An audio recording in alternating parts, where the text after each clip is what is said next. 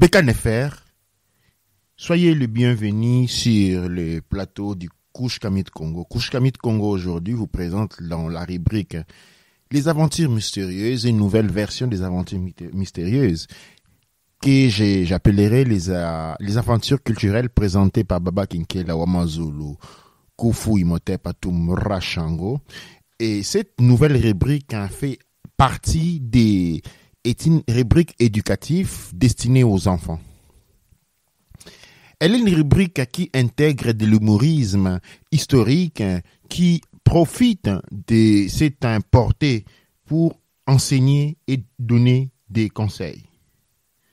Dans cette présentation, aujourd'hui, nous allons nous lancer avec notre première histoire. Eh bien, les histoires que nous allons raconter dans les aventures culturelles Kushkamit Congo, ce sont les aventures des super-héros. Vous devez savoir que dans le monde occidental, nous avons Superman, nous avons Captain America, et toute une liste de super-héros, Batman, ainsi de suite, qui font partie de ce qu'on appelle la science-fiction. Cependant, pour ceux qui sont nés en Afrique, qui grandissent en Afrique, savent que les super-héros africains ne sont pas les fruits de la science-fiction, sont les fruits d'une réalité. Nombreux d'entre nous ont vécu avec des gens capables de plier des barres de fer, des mettre en exercice des capacités surhumaines.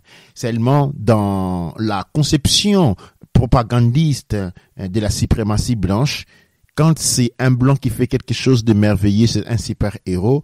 Mais quand c'est un noir, eh bien, c'est un sorcier, c'est un féticheur. C'est ainsi que la détermination de l'expression super-héros est relative à la couleur de la peau ou au continent auquel on se retrouve. Si les événements mystérieux prennent part en Europe, eh bien, il s'agit des super-héros. Quand ils prennent part en Afrique, fait par des Noirs, eh bien, ce sont des sorciers. Quand des gens qui sont très intelligents et très doués sont en Afrique, eh bien, c'est parce qu'ils ont été entraînés par les Blancs.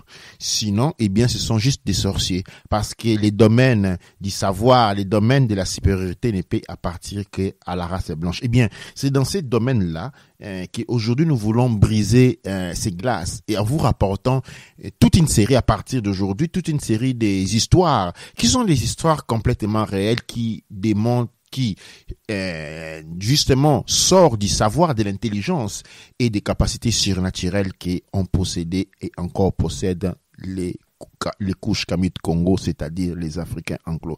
Aujourd'hui, nous allons vous raconter l'histoire des Salassi. Salassi, les familles Salassi est une histoire très importante et pour vous raconter cette histoire, je vais vous plonger dans l'ambiance des années 80. Dans les années 80, fin des années 80, je commence mes premières écoles secondaires. Et justement, à cette époque, on étudiait à un collège dont je ne citerai pas les noms. Ici, il y a c'est l'année de Jackie Chan, c'est l'année des arts martiaux dans la tradition africaine. Quand on commence à grandir, quand on commence à voir 10, 11, 12 ans, eh bien, c'est l'année où l'homme doit confirmer d'être un mâle et c'est l'année où l'on pratique les arts martiaux. Nous avons des arts martiaux traditionnels comme authentiquement traditionnels comme le mukumbusu. Nous avons des arts martiaux étrangers comme les karaté, les kung-fu, les judo et bien d'autres exercices comme le jiu-jitsu ainsi de suite, ainsi d'autres. Nous avons les capoeira qui est martial africain. Eh bien, en tant que jeunes, nous nous sommes tous lancés dans ce genre d'activités. À part cela, il y avait aussi ce qu'on appelle les techniques d'altération des consciences qui permettaient à ceux qui en avaient maîtrisé les dots de pouvoir altérer leur conscience et manifester une physicité complètement différente. C'est ce que nous voyons faire à la télé avec Superman, ce que nous voyons faire à la télé avec Hulk, ainsi de suite. Mais pour nous, en Afrique, à la place des que nous avons Zambagorine. Nous avons plusieurs autres modalités d'altération de la conscience qui permettent aux uns et aux autres d'acquérir des forces surnaturelles capables d'exécuter des manœuvres surnaturelles. Voilà qui malheureusement pour nous, malheureusement pour ce qui est des lithographies psychologiques évolutives africaines, on ne parlera que des sorcelleries, mais dès qu'une petite fille blanche avec les cheveux blonds les fait en Europe, voilà, nous avons une super héroïne de 15 ans qui tape des vieux papas de 60 ans. Voilà, les privilèges de l'homme blanc va jusqu'à ce que seul lui peut être un super héros, parce que quand on est un noir, on est un super héros, on ne peut être qu'un sorcier, pas un super héros. Voilà, aujourd'hui nous allons encore une fois, je le répète, brûler ces mythes. Nous avons parlé de Selassie, parce que Selassie c'était un super héros à sa manière. Nous allons commencer notre histoire. Voilà, dans l'école secondaire, qui sont organisées. Les écoles secondaires sont organisées en classes. Et chaque classe correspond à une promotion. Première secondaire, deuxième secondaire, troisième secondaire, ainsi de suite. Et à chaque promotion au groupe de classe, il y a des super-héros. Il y a des super-héros en termes de ceux qui pratiquent les arts martiaux et en ont une certaine maîtrise. Et donc, règne en ce que nous appelions à l'époque des maîtres. Où il y avait ceux qui maîtrisaient les altérations des consciences et qui aussi étaient appelés des maîtres. Et à chaque promotion, il y avait des maîtres. À chaque génération des classes, il y avait des maîtres. Chaque groupe de classe avait ses propres maîtres. À la génération de la classe immédiatement successive à la mienne, il n'en est plus un jeune qui ma promotion. Parmi les maîtres qui s'affirmaient, parmi les hommes forts qui s'affirmaient, figurait Selassie. Selassie, c'était un personnage mince, maigre, pas développé physiquement, pas assez développé physiquement, parce que tous à cette époque étaient assez développés physiquement par la pratique du sport et des activités agonistiques en général. Selassie était mince, mais d'une manière ou d'une autre avait réussi à se retailler une place de super-héros. Comment Selassie était devenu un super-héros, cela est resté un énigme pendant très longtemps aux yeux de nombreux. Cependant, Selassie était bel et bien un super-héros. Je me souviens encore de comment cette histoire s'est passée. Parce qu'un beau jour, dans les années 80, Selassie s'est fait voir est venu à l'école avec une photo de lui couché sur un tombeau. Eh bien, le mythe veut que l'on rencontre par après que, eh bien, Selassie pouvait dormir toute la nuit ou dormait toute la nuit sur des tombeaux. Et vous imaginez, nous sommes dans les années 80 où il y a encore la cinématographie américaine qui déploie ses ailes en déversant les films horror, c'est-à-dire les films qui faisaient peur, ce qu'on appelle les films d'horreur avec des scènes généralement tournées dans les cimetières. Et le fait que les cimetières étaient, du moins encore dans la psychologie mélanoderme, un lieu sacré qui, des fois, crée un peu de peur, un peu de tumeur, parce qu'elle reste un endroit mystérieux. Et nombreux d'entre nous, moi par exemple, à cet âge-là, le seul endroit où j'avais vu un cimetière, c'était dans des films. Je n'en avais jamais vu un vrai cimetière devant mes yeux. Je n'avais jamais vu un tombeau devant mes yeux. Et je le pense, la plupart de mes coétanés, les gens qui avaient mon âge, n'avaient pas encore vu. C'était très rare. Parce que généralement, dans la tradition africaine, quand il y a des deuils, les enfants ne participent pas au deuil. Et quand on va à l'enterrement, les enfants ne participent pas à l'enterrement. Mais Selassie avait une particularité que je me dis peut-être qu'il habitait dans un quartier qui était près des cimetières, et c'est qu'il avait développé en lui cette familiarité et il pouvait affronter la problématique sur les cimetières de manière assez ouverte.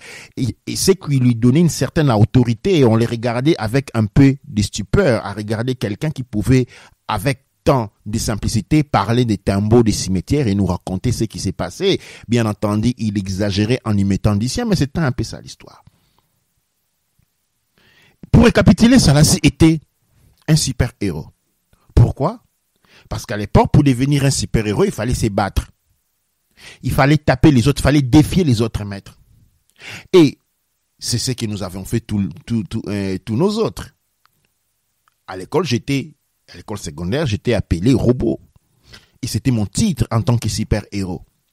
Selassie Son titre était bien entendu Salassi les fameux, qui ont des fois hanté Salassi les revenants, Salassi les morts vivants, Salassi les zombies. Chacun lui donnait un objectif en relation avec les histoires qu'il rencontrait sur les tombeaux, du fait qu'il a apporté une preuve que nous avions tous vu. J'ai vu la preuve qu'il y avait Salassi couché sur un tombeau, un vrai tombeau, pas un montage, dans un vrai cimetière.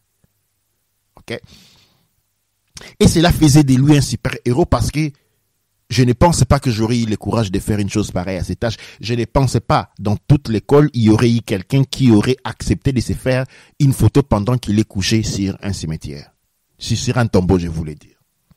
Et voilà, c'était la personnalité de Salassi. Et il y avait ce fait que quand quelqu'un défiait Salassi, ou remettait en doute sa force physique, eh bien, Salassi promettait, je vais me battre avec toi demain. J'ai des paroles. Je vais me battre avec toi demain après que j'ai passé la nuit dans les cimetières sur un tombeau.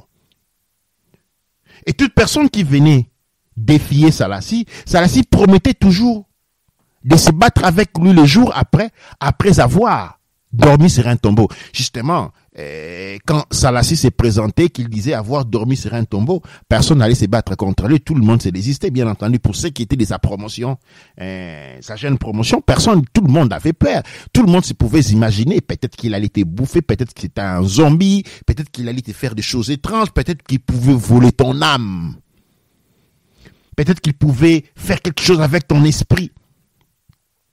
Et voilà, Salassi s'est créé, s'est construit une réputation de super-héros. Les super-héros Salassi. Et il était très fréquent, les défis à l'époque. Tous les maîtres étaient défiés. Le combat s'est passé. Et les maîtres affirmaient leur puissance. Tout comme ceux qui pratiquaient les techniques d'altération de conscience étaient défiés et qui affirmaient leur puissance aussi, leur autorité sur les techniques d'altération de conscience. Comme Salassi à son tour, très malin, chaque fois qu'il était défié, il promettait les combats les jours après. Et justement, la personne qui devait se battre avec Salassi désistait parce que dans l'imaginaire, on se disait, voilà, je vais combattre avec quelqu'un qui a dormi sur un tombeau. Bien que la preuve n'existait pas parce qu'on avait seulement comme preuve une vieille photo qui était passée de main en main de l'école pour voir cette réalité qui était pour nous assez étrange et effrayante. Voilà qu'un beau jour, un maître de karaté, un pratiquant de karaté défie finalement Salassi. Salassi est un peu intimidé par un moment, mais il se reprend tout de suite car le petit garçon dit voilà, nako beta yo, je vais te taper. Kosakana langate nako beta yo, ne blague pas avec moi, je vais te taper. Nako beta yo pe nakata cimetière tango lali ko tombeau. Je vais te battre même sur ton tombeau. Nako beta yo nako lali so likola cimetière ola la ranango. Je vais te taper, je vais te prendre, aller te déposer sur les tombeaux sur lesquels tu dors. Et voilà Salassi qui était tout silencieux et le regardait. Les karatékas, voyant le calme de Salassi, ils se sentent plus sûrs de lui. Il dit, lelo so classe ici. Je vais te taper aujourd'hui à la sortie de l'école. Il est important de savoir que dans le collège dans lequel nous étudions, nous avons cette technique appelée les dégans. On étudiait de 7h à 12h. Il y avait une pause entre 7h et 12h, de 9h, de 10h à 10h30. Et puis, il y avait une grande pause de 12h à 14h. On reprenait à 14h, il y avait une pause à 15h30. Et puis, les études finissaient à 17h enfin. C'était la sortie définitive. Et ces événements que je raconte se passent à 15h30, c'est-à-dire durant la pause de l'après-midi. Et Salassi lui dit, ok, nous allons nous battre à la fin de l'école. Et c'était quelque chose d'étonnant. Toute l'école était mobilisée. Quelqu'un avait défié Salassi, quelqu'un voulait sa mort. Salassi allait se transformer en zombie et les manger. Salassi allait, et de l'autre côté, bien entendu, les supporters du karatéka dit les maîtres allaient taper les garçons, allaient taper les zombies. Et Salassi, et son défiant dit Salassi nako beta yo na ki zombie na yo. Salassi, je vais te taper, je vais te tabasser, et toi et ton zombieisme, je m'en fous carrément. Eh bien, À un moment donné, je me présente, je vais voir Salassi, comme c'était quelqu'un que j'aimais bien, il faisait partie de mon club, le club des hommes forts de l'école. Et je suis allé le voir, l'ayant vu un peu perturbé par ces défis, je suis allé auprès de Salassi, moi et quelques autres hommes forts de l'époque. Je dis, Salassi, si tu as besoin que nous intervenions, il faut le dire. On ne veut pas te perdre dans la ligue des hommes forts. Tu vois, notre souci était que si tu perds le combat, eh bien nous allons perdre de réputation. Si tu as besoin qu'on puisse intervenir pour arranger cela, il faut nous le dire. Et Salassi nous regardait avec des yeux perdus. Il dit, Yaya, naobe tayo banga la binote. Il dit, grand frère, chers aînés, ne vous en faites pas, je vais les battre. Il ne va rien me faire. Vous allez voir ce que je vais le faire voir. Pendant un moment, on s'est dit, peut-être ces garçons, nous qui ne les croyons vraiment pas, nous pensions toujours qu'il y aurait un peu d'imagination, dit la vérité. Avec un peu d'inquiétude, nous nous sommes retirés et rentrés dans nos classes en attendant la fin de la journée scolaire. 17h ne se fait pas longtemps entendre et les cloches du collège ont sonné, il était 17h. Et l'école était en effervescence. Tout le monde était en train de chanter par de la bagarre. Certains criaient, certains supporters de Salassi avaient peur de ce qui pouvait se passer. Ils étaient en doute. C'est parce que la raison était que Salassi n'a pas dormi sur un tombeau, ça a un tombeau trop pied. L'inquiétude de certains de ses supporters était cela. Mais Salassi est allé dans le cimetière, mais Salassi n'a pas dormi au cimetière, il va se faire battre. Il y a Bundari Tumbaso qui a allé dans le cimetière, mais le là, dans le cimetière, que Salassi gagne les combats s'il dort dans un cimetière. Il n'a pas dormi dans un cimetière, il va perdre le combat. De l'autre côté, certains disaient, ne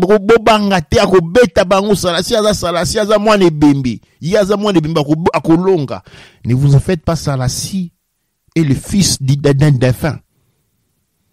Par là, on voulait insinuer que son père et la mère l'ont conçu quand ils étaient déjà morts. C'est ça un peu la liaison qu'on se faisait là. Qu'il a été conçu des parents morts, donc on ne pouvait pas les battre parce que c'est pas possible de battre la mort. C'était la légion qui se faisait là. De l'autre côté, de l'autre camp, les supporters du karatéka disaient, mais qu'est-ce qu'il est en train de chercher? Il va se faire tuer. Salassi Salassi allait les tuer, même s'il est tapé aujourd'hui. Mais c'est un fils de la mort. C'est le fils, un de ces titres qu'on appelait, c'est le fils de la mort. Le fils du cimetière qu'on l'appelait, je me souviens maintenant. Le fils du cimetière. Et même si tu les battais, il va venir après toi la nuit. Et c'était les inquiétudes. Hors de l'enceinte de l'école, tout le monde était réuni. Un grand cercle s'était créé. Et justement, le karatéka était bien préparé. Il avait avec lui son kimono, il s'était déjà changé. À la place du pantalon scolaire bleu, il avait son kimono. Et en place de la chemise, il avait le torse nu avec son ceinture bleue sur les hanches. Eh bien, les karatékas, qui justement avaient fait quelques bagarres déjà, savaient que si c'est présenté avec la veste de dessus, cela pouvait être utilisé pour les tirailler de gauche et de droite si jamais il finissait à se battre avec un judoka ou quelqu'un qui pratique le jiu-jitsu, ainsi de suite. Donc, il s'est préparé pour ne pas laisser la possibilité à son adversaire de s'accrocher à lui de départ. Donc, il avait son pantalon blanc, un bon karatéka, ceinture bleue aux hanches, torse nu. Et bien, physiquement bien présenté. Il dandinait à gauche, à droite. Il essayait de prendre des positions. En fait, il était en train de s'échauffer pour les grands combats. Et tout le monde était en train d'applaudir. On applaudissait son courage parce que c'est après 2 ans de mythes et légendes que quelqu'un s'était présenté finalement pour défier Salassi. Salassi, l'enfant du cimetière. Salassi, l'enfant de la mort qui avait régné de manière incontestée sur sa promotion pendant 2 ans, sans jamais avoir battu quelqu'un. À un moment donné, pendant que l'on entendait, bien entendu, nous étions situés un peu plus loin parce que nous étions les frères aînés. Nous n'allons pas intervenir dans les affaires des plus jeunes. Mais nous nous étions écartés, nous regardions les choses, mais pas de trop loin, d'assez près. Quelque chose comme 5 à 6 mètres. À un moment donné, on a entendu des rumeurs. Et en un rien de temps, c'était la débandade. Tokufi, Kima, Sarasindo, Kima. Et tout le monde était au secours, on va mourir, Salassi est un sorcier, il faut fuir. Et c'était la débandade, Kima. Et c'était, fuis, sauf qui peut. C'était la débandade. Et dans le milieu de ces débandades, nous sommes restés un peu confus. Et là où il y avait un cercle, au moins de 100 personnes, il n'y avait plus personne. D'un coup, tout le monde avait disparu. Et au beau milieu, il y avait quelque chose d'étrange qui justifiait pourquoi tout le monde avait disparu à un si peu de temps. Il y avait Salassi. On pouvait reconnaître les visages de Salassi, mais c'était un albinos. Voilà. Salassi, le super-héros, s'était transformé en un albinos, un véritable Kingu. Pour un moment, nous avons aussi paniqué légèrement, je dois le reconnaître. Et nous avons fixé les garçons qui nous regardent, qui tournent autour de lui, il n'y avait plus personne. Et il retourne d'où il venait en entrant par la porte principale de l'école. Nous disons, écoute, suivons Salassi pour qu'il nous explique comment est-il possible qu'il s'est transformé en albinos. C'est quoi cette histoire? Venant après lui, rentrant à l'école, marchant après lui, et lui, il nous regardait de temps en temps en marchant vers l'arrière, comme si quelqu'un qui ne nous connaissait pas du tout. Nous marchions derrière lui. À un moment donné, nous voyons Salassi les Noirs venir. C'est à ce moment que nous avons réalisé qu'il y avait deux Salassi. Il y avait un Salassi noir et un Salassi albinos. En nous approchant de lui, nous le voyons se saluer tous les deux. Et Salassi, les Noirs, s'est tourné vers nous, nous présentait son frère jumeau. Eh bien, Salassi avait un frère jumeau qui était albinos. Et pendant qu'il a été défié, Salassi, qui était sûrement un génie de la manipulation, un génie, bien qu'il n'était pas un homme fort, mais il lui doit être reconnu des titres de super-héros en termes de capacités de combinaison, et de pensée, d'organisation, de stratégie, ainsi de suite. Et il nous explique qu'il avait compris, profitant bien entendu de ce qu'on peut appeler les connaissances culturelles, radio-trottoir de l'époque, il y avait une certaine peur sur les albinos. Les albinos étaient considérés comme des êtres magiques, bien entendu. Et il avait réalisé l'effet d'avoir quelqu'un qui lui ressemble en albinos, qu'est-ce que cela aurait créé comme choc. Eh bien, quand il a été, bien entendu, défié, il a envoyé un messager aller prendre son frère jumeau qui lui étudie dans une autre école, que la plupart d'entre nous, moi non plus, je n'avais jamais su que Salassi était un jumeau, et je ne connaissais que lui, on n'avait jamais parlé de sa famille, et la plupart de l'école ne connaissait pas que Salassi avait un frère jumeau. Et voilà, Salassi, les super-héros, étaient témus plus que jamais parce que nous avons tenu les secrets avec nous. Les jours après, je me suis présenté à l'école et les professeurs étaient en train de rire. C'est qu'il y avait, certains professeurs avaient rencontré, parce que l'inquiétude s'était un peu levée autour de toute l'école, parce que la soirée durant, généralement après la sortie de l'école, il y avait des étudiants qui traînent, des élèves traînent un peu, ceux qui jouent au basket, d'autres jouent au football, ou bien d'autres jouent au tennis, ou simplement se faire me raconter un peu des histoires. Mais ces jours-là, l'école était abandonnée et l'école était déserte, il n'y avait plus personne. Bien entendu, à la direction, c'est-à-dire le corps des professeurs avait eu rapport de ce qui s'était passé, et justement certains des professeurs savaient que Salassi avait un frère jumeau, et bien avait réalisé son niveau d'intelligence, sa capacité stratégique, et les professeurs étaient en train de rire à gorge déployée. C'était quelque chose de particulier. Et nous sommes venus à l'école, nous n'avons pas raconté ce qui s'était passé, nous n'avons pas dévoilé les secrets de Salassi, nous avons maintenu comme étant partie, comme il faisait partie du club des hommes forts, nous avons maintenu les secrets. Et Salassi est devenu quelqu'un à avoir peur. Tout le monde avait peur parce que ce qui s'est raconté après, c'est que Salassi ne peut pas être défié parce que s'il est défié à même les jours, il se transforme en albinos. Et l'albinos étant un être mystérieux, il est impossible de se battre contre un être mystérieux. Déjà, il est difficile de se battre avec un albinos naturel. Imaginez quelqu'un qui se transforme en albinos. Et si il était défié pour les jours après, eh bien, Salassi allait dormir dans le cimetière et cela était resté un point d'interrogation. À quoi allait-il se transformer s'il s'est présenté dans un combat après avoir dormi dans un cimetière? Voilà, chers frères et sœurs, jeunes frères et sœurs, l'héros Salassi, les fameux Salassi ou Salassi les fameux. Salassi était défini, Salassi le fils de la mort, Salassi le fils du cimetière, parce que l'on supposait, la légende voulait qu'on puisse raconter qu'il avait été conçu par son père et sa mère pendant qu'ils étaient, disons, après qu'ils étaient déjà morts, qu'ils étaient déjà morts, et lui, il est né vivant, conçu par un père, une mère morte, lui, il est né vivant. Voilà ce qui s'est raconté de Salassi. Voilà, Salassi avait été devenu la terreur. Malheureusement, j'ai perdu ses contacts. À mon époque, il n'y avait pas de Facebook, il n'y avait pas de téléphone portable, il n'y avait même pas de téléphone dans les maisons. Vous imaginez, les amitiés dépendaient du fait qu'on étudiait dans les mêmes écoles. Et quand on a changé d'école, et puisqu'on ne venait généralement pas des mêmes quartiers, eh bien, on s'oubliait, de cela dépendait, on pouvait se retrouver dans l'âge adulte juste par cas, par coïncidence.